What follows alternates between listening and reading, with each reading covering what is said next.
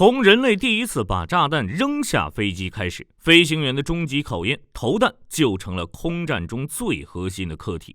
最近几十年，从海湾战争的沙漠风暴，再到各种高科技局部冲突，我们看到的投弹画面，往往是飞行员在几百公里外按下一个按钮，几道火光闪过，目标在顷刻间化作一团火球。但在80年前，投弹的画面却是一架旧87斯图卡发出尖利的啸叫，机身与地面几乎垂直，向着目标猛冲下去。周围是爆炸的火光和高射炮的弹幕，飞行员用自己的生命在和地面炮火来一场豪赌。那么问题来了，这种截然不同的投弹姿势究竟有什么区别？飞机投弹的背后隐藏着怎样的诀窍？投掷原子弹的飞行员为什么要垂直冲向天空？飞机变着花样投弹的背后又经历了一场怎样的技术革命？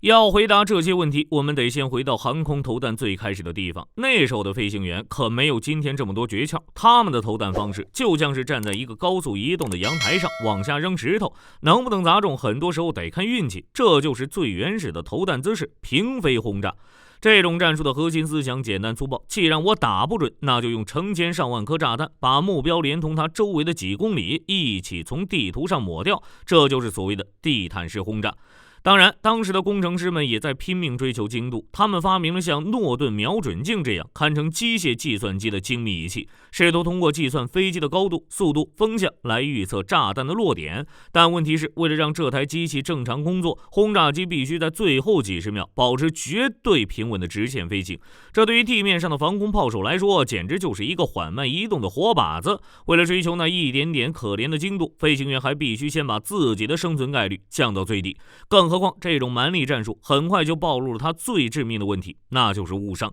在诺曼底登陆的眼镜蛇行动中，盟军的轰炸机编队就因为计算失误，把成吨的炸弹扔到了自己人的阵地上，造成了上千人的伤亡。这血的教训告诉所有人，最可怕的不是没命中，而是打错了人。于是为了追求极致的精度，一种堪称暴力美学的战术诞生了，俯冲轰炸。它的逻辑很简单，既然从远处扔不准，那我就飞到目标脸上去扔。俯冲轰炸的战术精髓在于它用最野蛮的方式简化了物理学难题。当飞机以近乎垂直的角度冲向目标时，炸弹继承的初始速度就几乎是直指目标的，它在空中飞行的时间被压缩到最短，这就让风速、空气密度这些干扰因素的影响也降到了最低，最终实现了指哪打哪。这种战术创造了无数传奇，从德国的 GU-87斯图卡那标志性的尖叫声成为了地面士兵的梦魇，到美国海军的 SBD 无畏式俯冲轰炸机在关键的中途岛海战中一举击沉了4艘日本航母，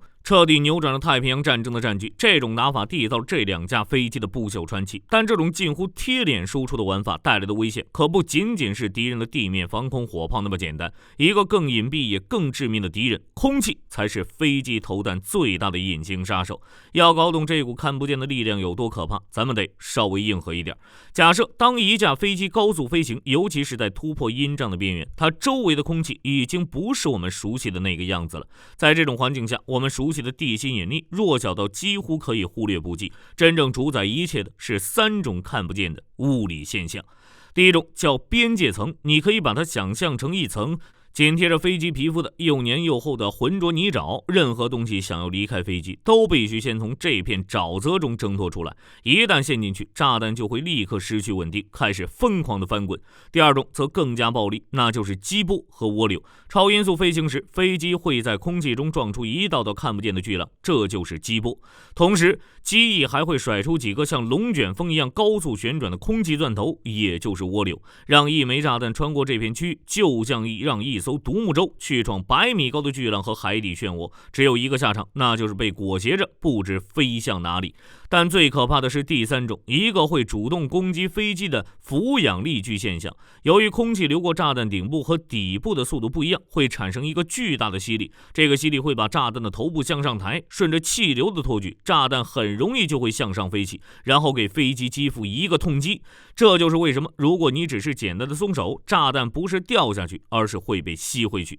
所以俯冲轰炸的飞行员不仅要躲避敌人的炮火，还要跟自己身边的这3个物理理法则玩命，当时的工程师就已经在思考如何去解决这一个核心难题，那就是怎么才能让炸弹安全地滚出这片死亡区域。毕竟对于二战的螺旋桨飞机来说，除了这3个物理现象，还有一个更直观的威胁，那就是机头那个高速旋转的绞肉机。于是工程师们给出了一个极其聪明的回答，这就是著名的荡插式投弹架。它就像一个安装在机腹的秋千，但它的工作原理可远比秋千要复杂。这其实是一个精心设计的机械臂，当飞行员按下投弹按钮时，它不是简单的松开挂钩，而是会带着炸弹猛地向前下方用力甩出一个弧线。这一甩堪称是神来之笔，它用一个动作同时解决了2个致命问题。第一，它让炸弹的轨迹完美地绕开了螺旋桨的死亡区域；第二，它给炸弹施加了一个强大的初始推力，帮助它用最快的速度一脚踹开那3个物理现象的纠缠，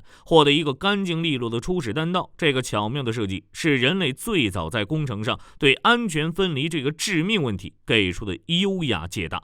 它虽然是纯机械的，但其核心思想强制与分离已经可以说是现代弹射挂架的老祖宗了。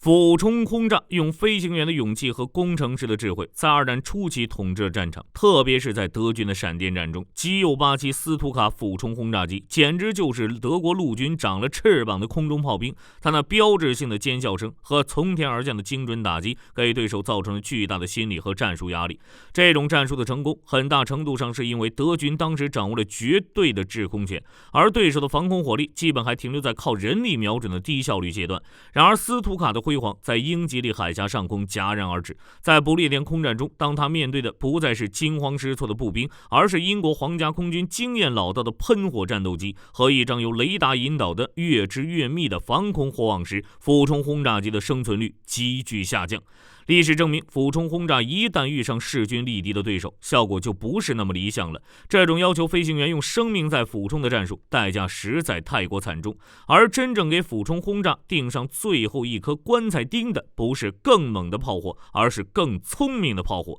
当防空系统也装上了雷达的眼睛，实现了制导化之后，天空不再是任你自由穿梭的游乐场。用生命俯冲，就从一种高风险战术变成了一种纯粹的自杀。历史走到了一个十字路口，精度和生存似乎成了一个无法两全的死结。而就在这时，咱们片头里提到的那个问题就有了答案。为了应对越来越危险的战场，尤其是核武器的出现，飞行员们开发了一种全新的堪称杂技一般的投弹姿势——跃升投弹。它的玩法是这样的：飞机在超低空高速冲向目标，用来躲避雷达的探测。在接近目标的一瞬间，飞行员猛地拉起机头，像玩过山车一样垂直冲向天空，并在预定的角度把炸弹甩出去。紧接着，飞机做了一个漂亮的半筋斗翻转，掉头就跑。这一整套动作行云流水，而目的只有一个，那就是利用炸弹飞行的那段时间，为自己争取到最宝贵的逃命窗口。特别是投掷原子弹时，这一招能让飞机在核爆炸的冲击波和辐射尘埃追上自己之前，飞出尽可能远的距离。这就是为什么投掷原子弹的飞行员需要垂直冲向天空，这是一种利用最复杂的物理姿态，在死亡线上反复横跳的生存哲学。但无论是俯冲还是跃升，他们都还停留在姿势的层面，飞行员依然需要用自己的操作去弥补炸弹本身的笨拙。直到一个游戏规则改变者的出现，它就是德国的弗里茨 X制导炸弹。这款炸弹的尾部装有无线电接收器和控制舵面，投弹手可以通过一个操纵杆在炸弹下落时遥控它，修正弹道。这一刻起，投弹的哲学被彻底颠覆了，瞄准的责任第一次从飞行员转移到了炸弹自己身上。它的出现带来了一场效率革命。二战时摧毁一座桥梁可能需要一个轰炸机编队投下9000枚炸弹，而今天只需要一枚激光制导炸弹就能从一个弹孔里穿过去2次。一个被称为外科手术式打击的时代由此正式来临。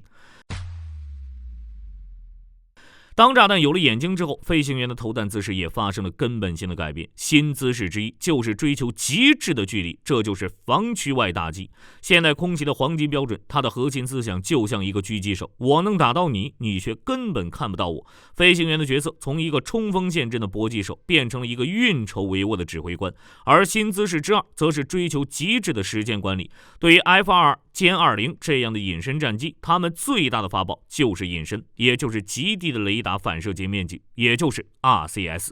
但这个金钟罩却有一个致命的命门，那就是内置弹仓。在开仓投弹的短短几秒，飞机的 RCS 会瞬间暴增，就像一个隐身的刺客突然在敌人面前大喊一声我在这儿。当年那架被击落的 F117 就极有可能是栽在了这个死亡窗口上。所以现代投弹的讲究已经深入到了对秒的精密计算，但无论是远程狙杀还是隐身突刺，都面临着一个共同的也是最危险的物理难题：时速上千公里下，你要怎么把炸弹安全的扔出去？毕竟二战时期的当差已经远远跟不上时代了。我们之前提到那3个物理现象，在进入超音速时代后也变得更加狂暴。对于现代战机，如果只是简单的松开挂钩，炸弹被吸回去的概率几乎是100%。而对于隐身战机的内置弹仓，情况则更加恐怖。当它在高速下打开时，会瞬间形成一个气动声学共振腔，一个会发出超过160分贝巨响并产生剧烈震动的魔盒，任何东西在里面都会像被丢进滚筒洗衣机一样疯狂摇摆。